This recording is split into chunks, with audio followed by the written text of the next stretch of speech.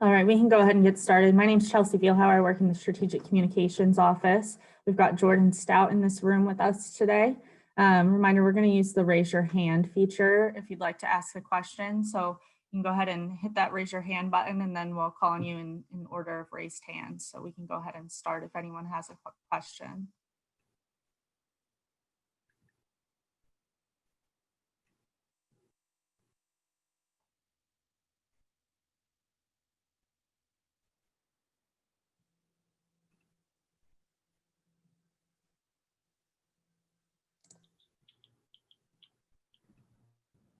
Right. Hey, Jordan, how's it going, man? Good. How are you? Good. So obviously year two for you and Joe Lorig here in Happy Valley. Been a pretty weird off season, but how have you two kind of grown together so far? And just in these past few months, even though they've been kind of different, obviously, so far. I feel like from the beginning, Lorig and I have been pretty close because I'm like his only recruit here so far. Through the past few months, it's been really hard because we haven't been able to practice as a full team. And I feel like I've had a lot of one-on-one time with him compared to usual. And I think that's really helped us.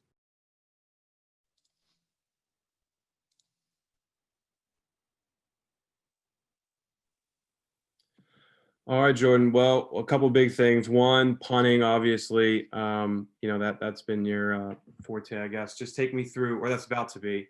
Take me through that development. Over the summer, were you able to get out regularly? I mean, or do you have like a specialist you work with at home? Just take me through getting better. Yeah, I have a guy. He used to punt at UVA, and he lives in UVA. And I went to him every weekend over quarantine. So I feel like I got so much better just through quarantine. Almost is even better if I would have just been here because the guy knows so much, and it was really good to work with him. And then ever since we got back here, it's been really good to work with what amount of the team we can and to be around Lorig and the new guy Raisback and then Stoll and Penniger. I feel like our chemistry's gotten a lot better too. You're muted. Go ahead, Ryan. Yeah, just Virginia Tech game, obviously. I know you're probably really looking forward to that. Just how bummed out were you about it? I mean, I'm sure you still have some friends down there. Maybe some of those guys are pretty bummed out about it too. Yeah, I mean, it's what it is. There's not much we can do about it. I was looking forward to the game, playing with my old teammates. But we just got to move on from there. Thanks, man.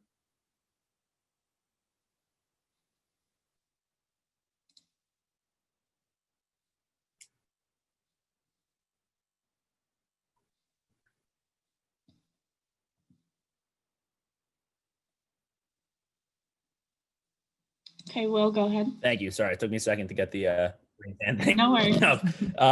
So obviously, Jordan, last depth chart we saw you were listed as a punter. Getting experience with Blake Gillikin in the 1 year you guys were here together, how valuable is that for you? Just learning from a guy who was really a veteran punter here at Penn State, and yeah. I mean, it was huge. He not only was he the starter for 4 years, he was a team captain, and having him by my side really, really helped me progress.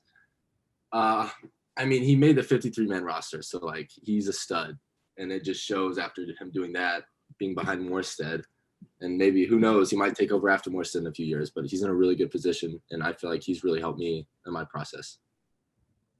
Thanks very much, Jordan. Appreciate it, man.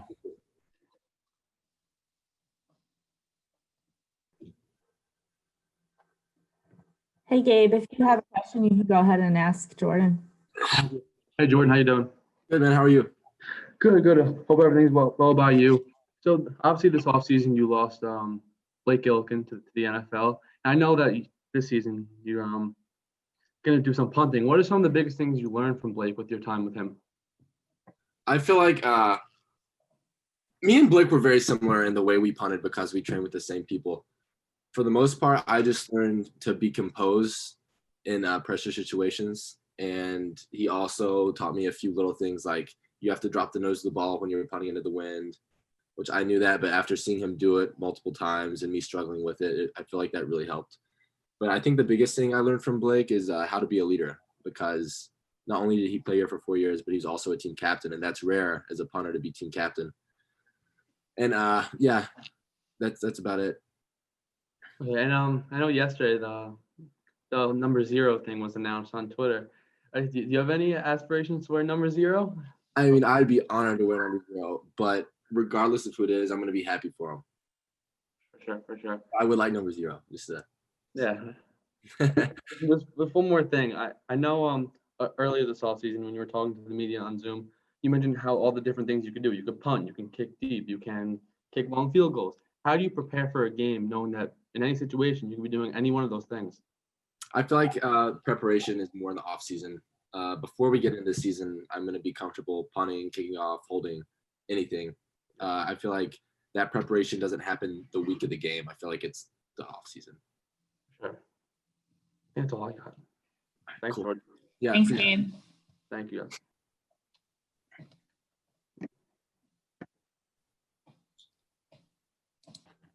Hey, Greg, how are you? I'm good, Chelsea. How are you? Good. If you have a question, you can go ahead and ask Jordan.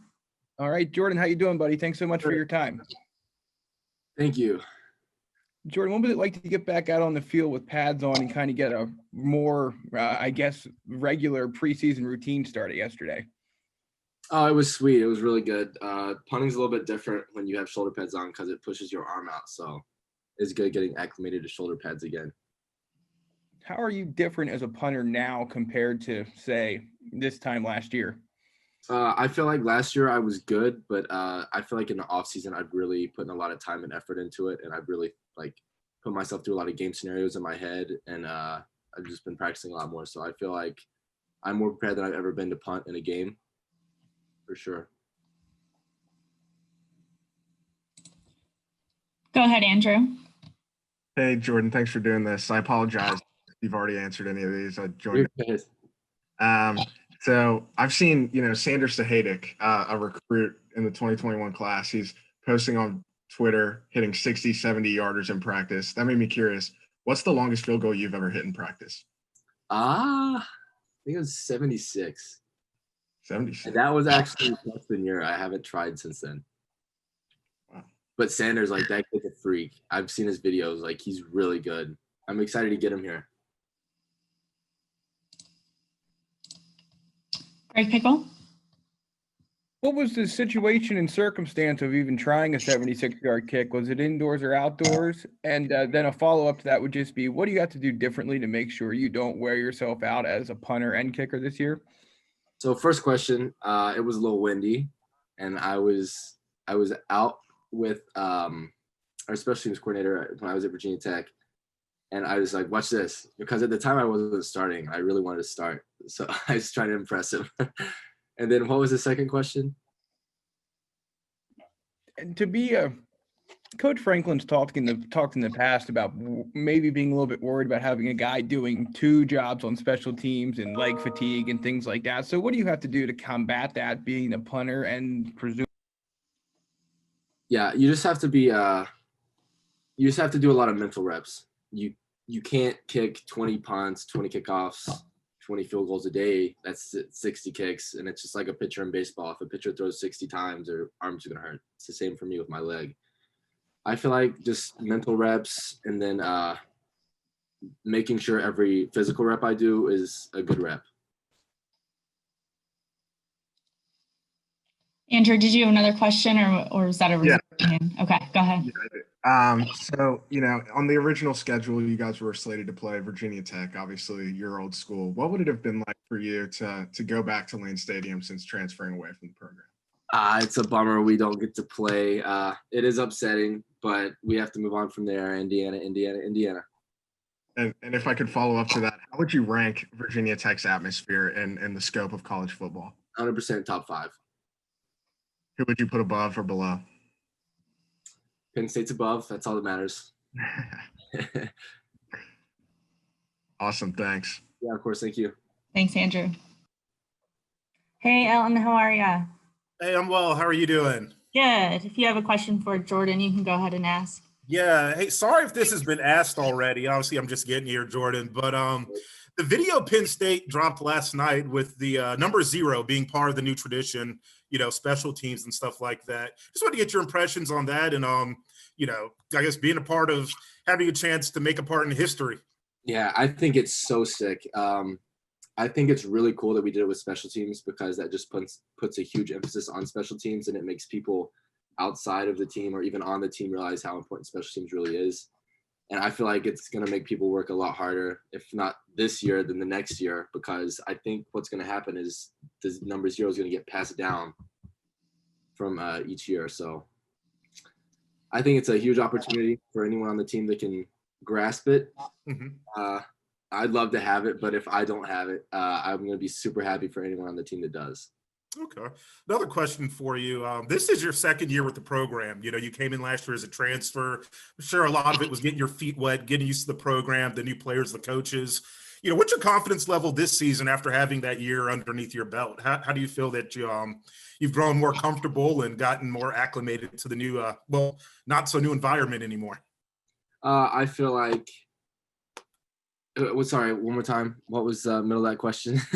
Hold on, that was a long question. My bad. Now, just being your second year in state college now, not being the new guy on campus. What's your confidence level like, and how confident, or how do you feel about going into your second season? I feel like I proved last year that I'm capable of kicking off and kicking field goals, and I'm so much more comfortable this year because I know the players have my back. I'm closer to them. I know the coaches have my back. I know I'm going to get opportunities because I've shown that I can. And then the only other part in that is punting, and I can't wait to show how I can punt as well. Okay. Speaking of punting, Blake Gilligan, you were pretty close last year. He's since left. He's doing other things now. But are you all still in contact? And what are some things that he what do you all talk about? Yeah, we talk almost every day. He just tells me pretty much how the process is, what to expect when it's my opportunity to be in his shoes, hopefully. I mean, the guy made the 53-man roster. That's so sweet. And he's behind probably the top 2 punters in the NFL right now, learning from him. And that's a lot of what we talk about. I ask him questions, but then he's one of my best friends. We just talk about life sometimes. Appreciate it, man. Thank you. Thanks, Chelsea. Thanks, Alan. Good to see you. You too. Hey, John, how are you? Hey, I'm doing good, Chelsea. How are you doing, Good. Gordon? I'm good. Hey, I guess I have time just for maybe 1 or 2 questions. Hey, Jordan, wanted to get your perspective. A few weeks ago, Shaka posted to Twitter about how all the rumors about the season restarting or not restarting was, destroying the mental health of the players, and destroying was the word that he used, which is a strong word. And so how much was the uncertainty of whether or not the season was going to happen? How much did that wear on you? And just how relieved and or happy are you now that the season is going to be restarting? We're all just super happy to play football. I mean, I'm sure some of the guys were stressed that we weren't going to have a season. And then with COVID going on, I understand why they were stressed. But destroying the team, I don't think that's 100% accurate.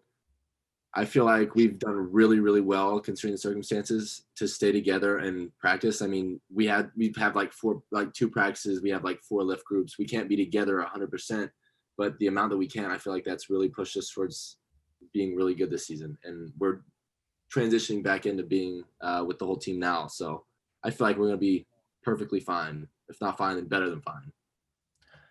I mean, even going back to the spring, not having blue-white, not having spring practice, did that kind of reinforce how much you love and enjoy playing college football? And maybe not that you took it for granted before, but just have it reinforce how much you love what you're doing?